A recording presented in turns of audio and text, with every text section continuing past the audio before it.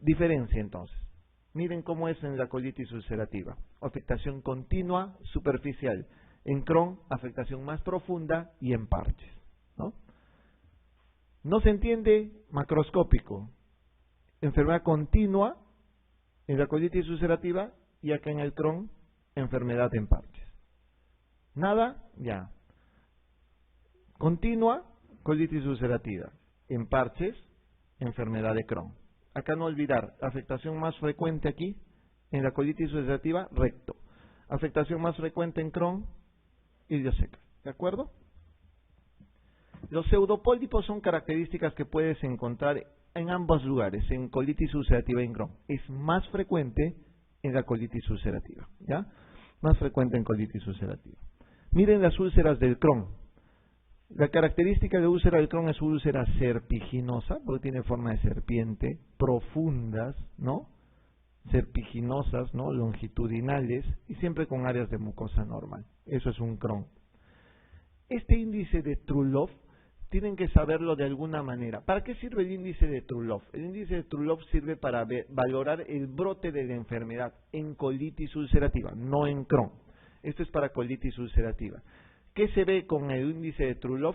Si el grado de la paciente es leve, moderado o severo, su brote. Entonces, ¿en qué se basa? Esto es lo que deben de recordar. Número de deposiciones. Si tiene más de 6 deposiciones por día es un brote severo. Si la hemoglobina está baja, la albúmina está baja, tiene fiebre, tiene taquicardia, tiene leucocitosis, potasio bajo, BCG elevado, eso es un brote grave de enfermedad. No tienen que recordar todos los puntajes por si acaso, porque eso no es necesario. Pero lo que tienen que recordar es qué se utiliza para valorar el grado de enfermedad. ¿De acuerdo? ¿Quién compromete la válvula ileocecal? ¿Crohn o colitis? Este es un Crohn, ¿no es cierto? Esta es una enfermedad de Crohn. La válvula ileocecal, enfermedad de Crohn. En este cuadro, ¿qué quiero que recuerden? Esto, estenosis y dilatación. La enfermedad que produce más estenosis va a ser la enfermedad de Crohn. ¿Por qué? Porque las úlceras son mucho más profundas. ¿Ya? Al ser más profundas, se cierra generalmente el colon o la parte intestinal. Entonces, es más frecuente encontrar estenosis en Crohn que en colitis. ¿De acuerdo? Por la profundidad de la lesión. En cambio, la dilatación del colon, o sea, que se agrande el colon de alguna manera, es más frecuente en colitis ulcerativa que en Crohn. Puede verse en ambas, pero es más frecuente en colitis ulcerativa. ¿Cómo se llama esa enfermedad? Que puse dilatación del colon como complicación de una colitis ulcerativa. Megacolon tóxico. Ese es el megacolon tóxico. Es más frecuente en colitis ulcerativa que en Crohn. Diagnóstico histológico, doctores. El diagnóstico histológico es fundamental para poder diferenciar colitis de Crohn también muchas veces. Se han visto que endoscópicamente pueden diferenciarlo, clínicamente es difícil de diferenciar, pero una de las cosas que les puede ayudar de alguna manera es la histología. ¿Qué deben de recordar en la histología de la colitis? Que hay alteración de la arquitectura, pérdida de la ramificación, depresión de mucina, pero esto es lo que deben de recordar como característico de colitis ulcerativa. La lesión criptolítica o el absceso críptico, ¿ya? Lesión criptolítica, esto que ven ustedes acá, los abscesos crípticos, ¿no? O como en esta diapositiva, los abscesos crípticos. Eso es característico de colitis ulcerativa, ¿de acuerdo? En cambio, en el Crohn existe otra característica que es importante, que es el granuloma. Y el granuloma generalmente es un granuloma no caseificante o no necrotizante. Ok, hemos llegado a un punto donde ya saben ustedes muchas diferencias entre colitis y Crohn. Tengo que hacer el paralelo con TBC. Tienen que recordar ustedes que tuberculosis tiene absolutamente todas las características que les he mencionado del Crohn. Absolutamente todas. Es decir, afectación desde boca hasta ano, afectación en parches, úlceras profundas, afectación más frecuente válvula ileocecal, diarrea con moco con sangre, afectación transmural. Todo lo que les he dicho es igualito en TB que en Crohn. Es muy, pero muy difícil que clínica, radiológica o endoscópicamente tú puedas decir esto es TB o esto es Crohn. Es muy, pero muy difícil. Entonces, ¿qué se hace? Histología. La diferencia histológica es esta que ustedes ven acá. El granuloma no caseificante es en enfermedad de Crohn. El granuloma caseificante o necrotizante es de la TBC. El otro, si ustedes encuentran bacillos de 100 Nielsen positivos, tendrá que ser netamente de una TBC, eso no lo van a encontrar en un Crohn. ¿Cuántos bacillos de TBC son importantes para decir esto es TBC intestinal? ¿Cuántos dicen? ¿Más de 10? ¿Más de 100? ¿Más de 1000? ¿1 millón? Uno. Encuentras uno y dices que eso es TBC, porque tú no tienes ese parásito, esa bacteria o ese micobacterium de ninguna manera, así nomás. Solo uno es suficiente para el diagnóstico en una tinción de 100 Nielsen. Entonces ya saben, el Crohn se parece muchísimo a la TBC. Otra cosa en el granuloma del Crohn. En ojos de patólogo experto, solo el 40% pueden ver granulomas. Realmente es muy difícil ver un granuloma en el Crohn, ¿de acuerdo? O sea, es bien difícil. Si lo ven, obviamente ya hacen el diagnóstico, pero si no lo ven, ahí tienen que agarrarse un poco, porque la verdad es bien difícil. En ojos de patólogo experto, 40% nada más, ¿no? Las fisuras y fístulas anales, son características de la enfermedad de Crohn, ¿de acuerdo? Fisuras y fístulas anales entonces van a encontrar ustedes más en enfermedad de Crohn. Ya saben, inflamación transmural en el Crohn. En este cuadro lo que quiero que recuerden es esto, la masa palpable. Recuerden ustedes que la afectación de la colitis ulcerativa es continua, por consiguiente, la masa palpable no lo van a encontrar. En cambio, donde van a encontrar masa palpable siempre es en el Crohn. ¿Por qué? ¿Y en qué parte? En fosa ilíaca derecha. ¿Por qué? Porque la afectación es la válvula ileocecal. Eso sí va a pasar en enfermedad de Crohn. La masa palpable solo se ve entonces en enfermedad de Crohn. Rectorragia es más frecuente en colitis ulcerativa, ya lo saben. En este cuadro lo que quiero que recuerden bien es esto, el granuloma, ya saben, negativo en colitis, pero en 40 o 50% solo en el Crohn, y las fístulas y fisuras son presentes en la enfermedad de Crohn, no en colitis. Estos criterios de Lennard-Jones, que también si quieren pueden memorizarlo de alguna manera, se los voy a reducir a 4 cosas. El criterio de Lennard-Jones es para enfermedad de Crohn.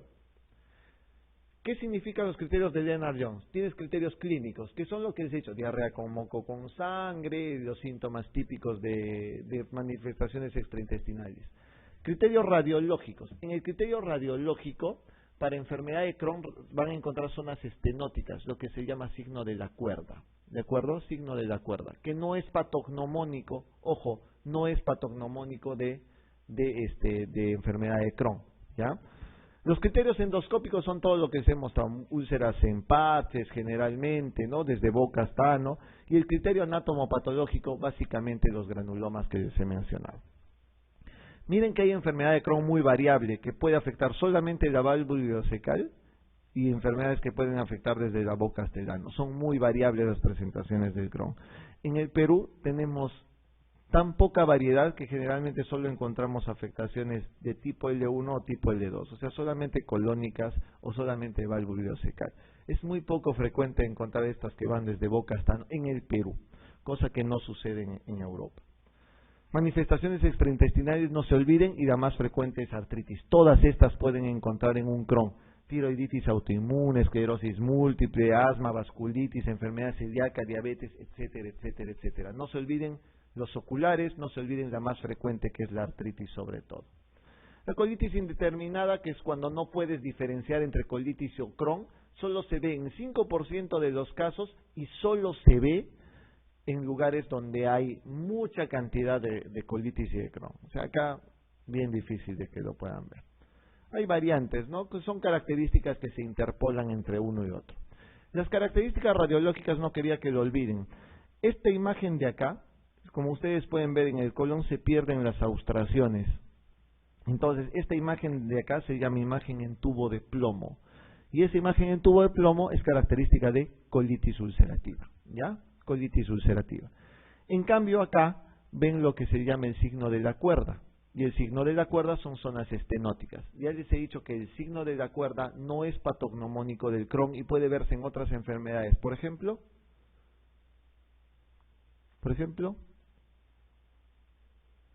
estenosis, ¿por qué?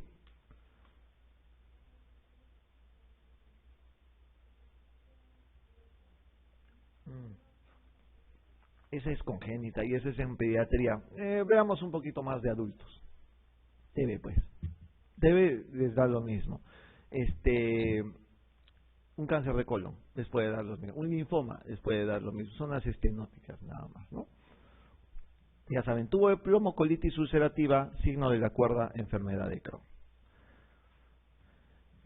Acá solamente marquen y subrayen esto de acá, que es el citomegalovirus. Doctores, si hay, y recuerden que los brotes de enfermedad, de colitis ulcerativa y de Crohn, generalmente se desencadenan porque hay algo que los dispara y los activa de nuevamente. El virus que más afecta y hace producir un nuevo brote es citomegalovirus. La bacteria que más veces produce un nuevo brote es Clostridium difficile. ¿De acuerdo? En bacterias, Clostridium difficile y en virus, citomegalovirus. Esas son las dos cosas que deben de recordar. ¿Quién es este señor? No es mi abuelito, por si acaso. ¿Quién es? ¿Quién?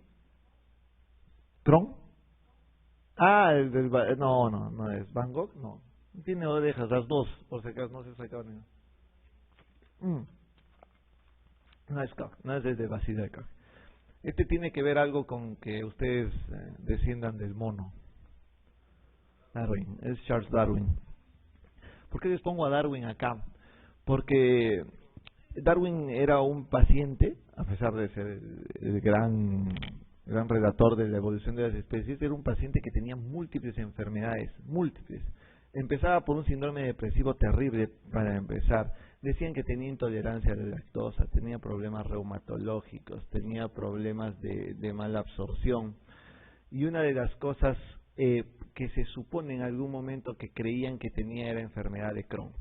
Para los chilenos dicen que él tenía realmente enfermedad de Crohn porque sufría de problemas oculares, tenía problemas de diarrea crónica, tenía problemas articulares, ¿no? Y era muy variable su patología. Entonces, para algunos, ellos decían que podía tener enfermedad de Crohn. Hay otros, los infectólogos saben mucho mejor eso, decían que tenía enfermedad de Chagas, porque él vivía en una zona de Valparaíso al final, que era una zona que era endémica de Chagas. Chagas también tenía algunas manifestaciones que Darwin tenía. Al final, él padece y muere de otras cosas al final, ¿no? Pero entró el rubro de estudio de la enfermedad de Darwin, que es más compleja que creo que la evolución de las especies para él. No se sabía encima todo el grupo de enfermedades que tenía. Era un paciente muy complejo, que para algunos era Crohn, para otros era Chagas, aparte de la depresión y el trastorno psiquiátrico que tenía. Era bien interesante como para que puedan ver. Es uno para que relajen un poco la vista. TBC. Para comparar con los otros, recuerden la necrosis caseificante, el granuloma necrotizante o granuloma caseificante es de la TBC a diferencia de lo del Crohn. Las mismas características, miren, una úlcera grande a nivel ileocecal y zonas de mucosa normal. No podrían decir que es un Crohn o una TB, pero ojo, en el Perú, ¿qué sería? Más frecuentemente, TB. Si van a España, Italia, India, ¿qué es más frecuente? Crohn. En la India sí no se la juegan, porque en la India hay tanto TB como enfermedad inflamatoria intestinal y son expertos los patólogos viendo este tipo de patologías. Incluso los mismos gastros ven patologías muy interesantes. Yo tengo un amigo indio que hacen trabajos abundantes para TB, para Crohn, para colitis. Son muy buenos porque tienen toda la variedad y pueden reconocer más fácilmente que nosotros. Y los patólogos son espectaculares para ver este tipo de lesiones. Miren acá. Úlceras con zona de mucosa normal. Fácil pasa por un Crohn, ¿no? Pero es una TBC intestinal acá. El granuloma, ya saben, granuloma necrotizante o caseificante. En esta diapositiva lo que quiero que recuerden es esta última. Doctores, según la pregunta que habíamos visto al inicio del tema, les había mencionado que los pacientes que tienen colitis y hacen displasia tienen que ir a cirugía, ¿no es cierto? ¿No? Y tienen que ir a una colectomía total. Eso quiere decir que la colitis responde bien al tratamiento quirúrgico. Eso no pasa con el Crohn. El Crohn va muy mal con el tratamiento quirúrgico, muy pero muy mal. los pacientes que tienen enfermedad de Crohn y tú haces la resección, en este caso en la enfermedad de Crohn no se hace resección de todo el colon, porque la afectación es de boca hasta ano, también no tendrías que sacar todo el tracto digestivo, no hay forma. Entonces acá en el Crohn lo que se hace es segmentarias las resecciones, pero esas uniones generalmente de las resecciones muy fácilmente se vuelven a abrir, o sea, hay dehiscencias de sutura, hay fístulas posteriores a la cirugía y hay recidiva postquirúrgica. Entonces, la recidiva postquirúrgica es una característica bien importante del Crohn, no de la colitis, ¿ya? Y lo otro, TB es igualito. Ustedes cortan una TB por estenosis, juntan, igual se hace dehiscencia, igual se fistuliza. Es bien mala la respuesta quirúrgica, tanto en Crohn como en TB, ¿de acuerdo? Eso es para que lo recuerden mejor. ¿Qué es esto? A los que van a ser radiólogos, ¿qué ven acá? ¿Qué ven? ¿Gases? No se dice gases, pero sí hay asas distendidas, ¿no? Bien marcadas. Miren, esto es el colon, desde acá hasta acá. Cuando hay una dilatación del colon más de 5,5 centímetros, sobre todo en el transverso, eso se llama megacolon tóxico. Este es un megacolon tóxico, ¿de acuerdo? Y este megacolon tóxico es una complicación de ambas cosas, de colitis y de Crohn, más frecuentemente de colitis. ¿Qué se hace con esto? ¿Qué tratamiento? Se debe dar antibiótico, se debe hacer nutrición parenteral, fundamentalmente, y corticoides. Antibióticos, nutrición y corticoides. Si no le responde a eso, recién es cirugía. ¿Y qué tipo de cirugía? Sacan todo el colon, ¿ya? Proctocolectomía total, tal como tienen ustedes acá. Antibióticos, corticoides y nutrición parenteral, y si no responde, proctocolectomía total. Mujer de 37 años que afecta de una colitis ulcerosa extensa, presenta un brote grave por la que se inicia tratamiento con prednisona en dosis de 1 miligramo por kilogramo. Tras una semana de tratamiento el paciente no presenta mejoría. ¿Cuál es la medida terapéutica a realizar? ¿Qué harían? Acá necesariamente necesito que me entiendan primero. Las guías de manejo de colitis y de Crohn son 100 así tomos grandes, 100 hojas, 120 hojas. Así que les voy a enseñar rapidito qué es lo que deben hacer, o por lo menos aprender ustedes para el examen. Ya si alguno cae de residente en mis manos, ahí sí ya lo sacrificaré con las 100 hojas que quedan. Pero lo que tienen que saber es lo siguiente. En colitis, primero vayamos con colitis ulcerativa. Depende de la afectación, si la afectación es solo rectal, si es del lado izquierdo o si es todo el colon. Eso para ver. Si la afectación es solo rectal, es decir, una proctitis ulcerativa, el tratamiento es con supositorios de 5-ASA. ¿Qué es el 5-ASA? 5-aminosalicilatos. ¿Qué es el 5-aminosalicilato? Mesalazina o sulfasalazina. ¿De acuerdo? Mesalazina o sulfasalazina. Entonces, si la afectación es solo rectal, supositorios de mesalazina. ¿De acuerdo? Punto. Si la afectación es del lado izquierdo del colon, el tratamiento es con enemas de 5-ASA. ¿Ya? Enemas de 5-ASA. Si la afectación es de todo el colon, es 5-ASA por vía oral. ¿De acuerdo? 5-ASA por vía oral. Punto. Los 5-aminosalicilatos, si ustedes se han dado cuenta, es para la enfermedad de mantenimiento. Es decir, eso es lo que tiene que tomar diariamente el paciente con colitis ulcerativa. Eso se llama tratamiento de mantenimiento. ¿Qué pasa cuando el paciente, de acuerdo a esos índices de Trulov que han visto en la clase, empieza a tener un brote severo o un brote moderado? Entonces, ese paciente obviamente no está respondiendo al 5-ASA, se va a progresar. Y se progresa a esto que ven ustedes acá, a dar corticoides. 1 miligramo por kilogramo de peso, ¿de acuerdo? De prednisona.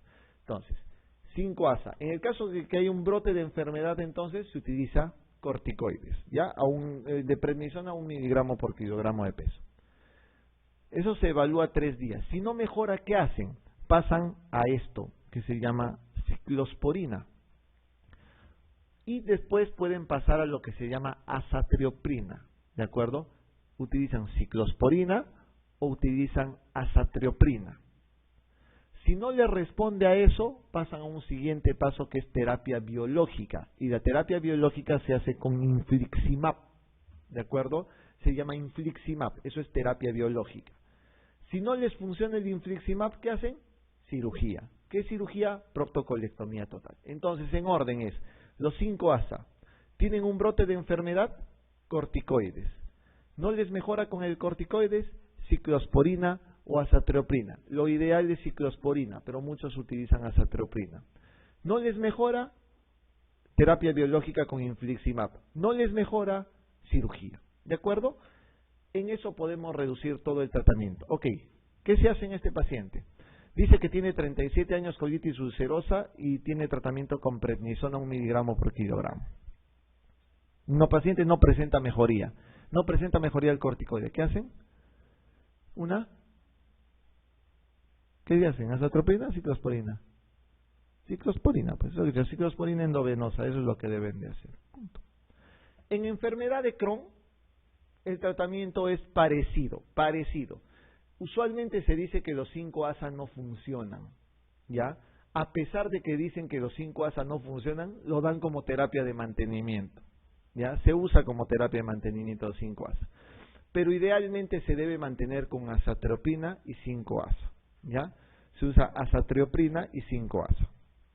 Esa es la terapia habitual. Si hay algún brote de enfermedad, se usa corticoides, igualito, pero con azatrioprina generalmente, ¿sí? Si no hay mejoría, se hace de frente terapia biológica con infliximab.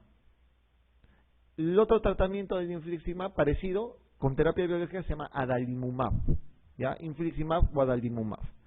No funciona, va a cirugía, pero recuerden que la cirugía siempre es un problema porque puede haber recidivas. Ese es el orden en el Crohn, ¿de acuerdo? 5 ASAs que generalmente no se usa, azatrioprina con corticoides es lo que se utiliza siguiente, luego terapia biológica y finalmente cirugía si es que no funciona. Suficiente que sepan eso, suficiente para que ustedes puedan resolver cosas en el examen. Todo ese champú que les he dicho está metido en esto de acá, así que resuélvanlo solamente con eso. Ya saben que se utiliza en el Crohn, aminosalicilatos y corticoides. Eso es enfermedad inflamatoria intestinal. Vamos a ver si me han entendido con las preguntas que vamos a ver ahora. ¿Cuál de los siguientes rasgos morfológicos no es propio de la colitis ulcerativa? No es propio de colitis. Microabscesos crípticos, ¿en quién se ve? ¿Colitis o Crohn? Colitis, ¿no es cierto? Porque el Crohn era granuloma. Colitis. Formación de pseudopólipos, colitis, colitis, ¿no? Displasia epitelial, la verdad es que pueden verlo en ambos, por si acaso. Engrosamiento mural, eso es más frecuente en Crohn, ¿no? Porque es transmural. Lesión mucosa crónica, colitis, porque es más superficial. Entonces la respuesta acá es el mural, ¿ya? Pregunta 14. ¿Qué infección intestinal entre los siguientes puede confundirse con un brote de enfermedad inflamatoria intestinal por la similitud de hallazgos clínicos, endoscópicos e incluso histopatológicos? Yo sé que van a buscar Mycobacterium tuberculosis, pero también soy buena gente y no les he puesto.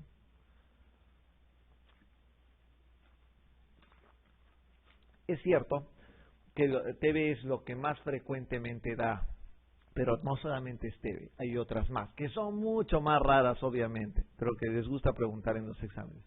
¿Cuál será? ¿Clostridium difficile? No.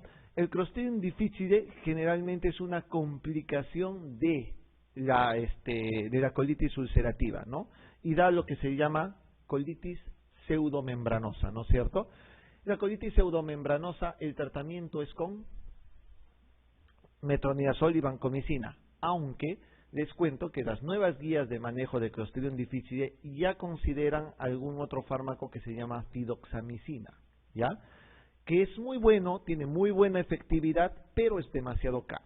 Es demasiado caro. Entonces las guías no lo consensan. Siguen usando metro, banco, y la alternativa podría ser fidoxamicina. Ahora, ojo, si ustedes son ávidos a leer revistas, en la revista Medicine, han visto la revista Medicine, la española, dice tratamiento de primera elección fidoxamicina.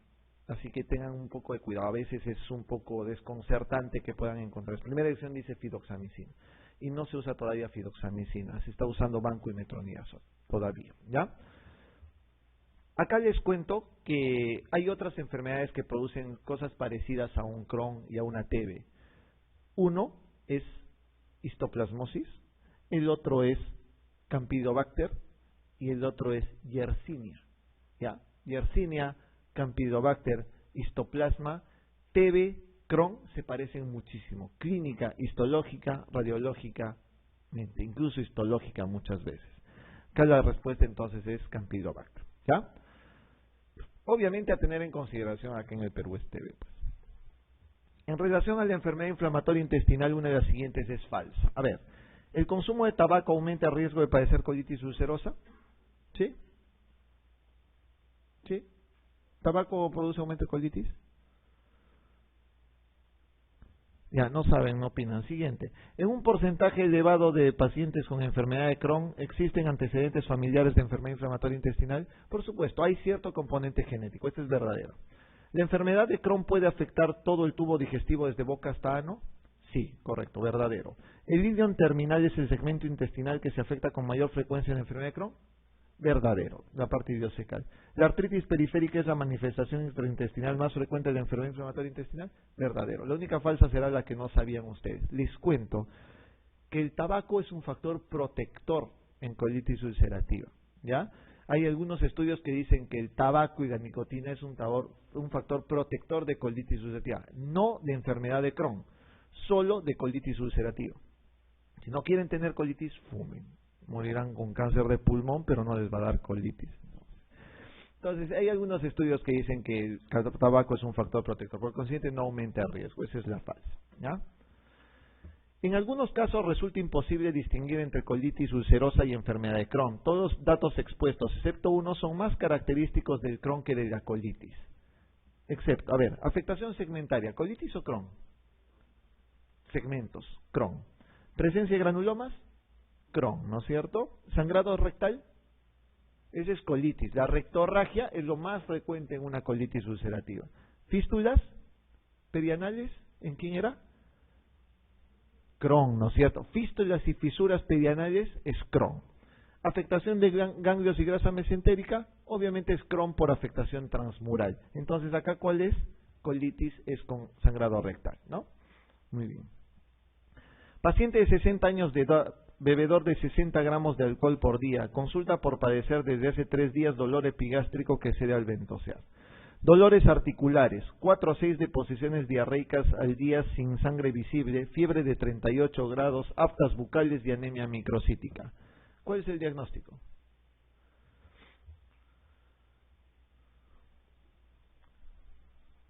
¿Cuál será el diagnóstico ahí? 60 años, alcohólico, básicamente porque consume bastante cantidad de alcohol. Dolores articulares, fiebre, aftas bucales, anemia microcítica. Hepatitis alcohólica.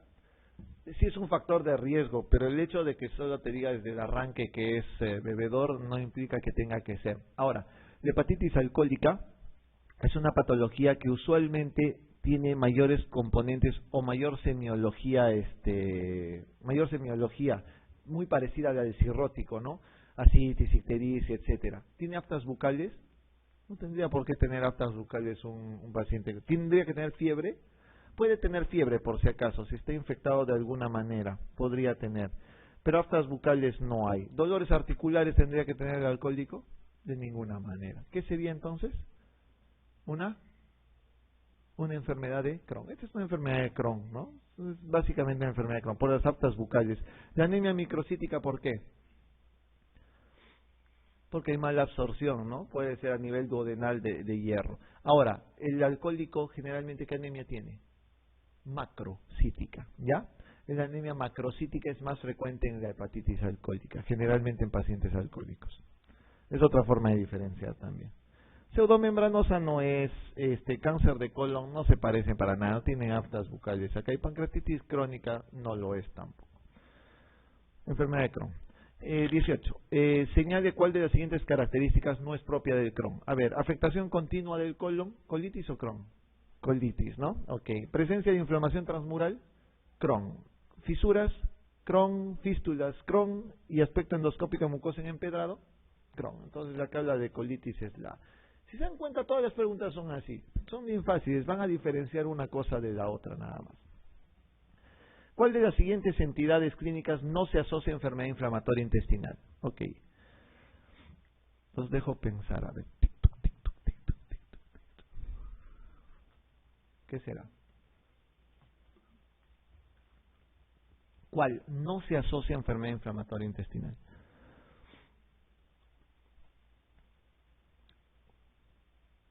Doctora, doctora acá de la derecha. Ujú. Champé, doctora, mándese nomás. No le queda mucho tiempo al examen. La última pregunta del examen. ¿Cuál? Doctora, allá, pegada a la cortina. La D, anemia hemolítica. Sí, la anemia hemolítica es una característica que pueden encontrar en pacientes con Crohn. Sí es, o sea, esa no es la respuesta. Retinitis, ¿por qué? Así es, y el otro es uveitis, ¿no es cierto? Y retinitis no es parte de. Típicamente van a encontrar nefrolitiasis o litiasis vesicular. Los cálculos de vesícula y de riñón son frecuentes en enfermedad inflamatoria intestinal. Pioderma gangrenoso les he dicho que sí.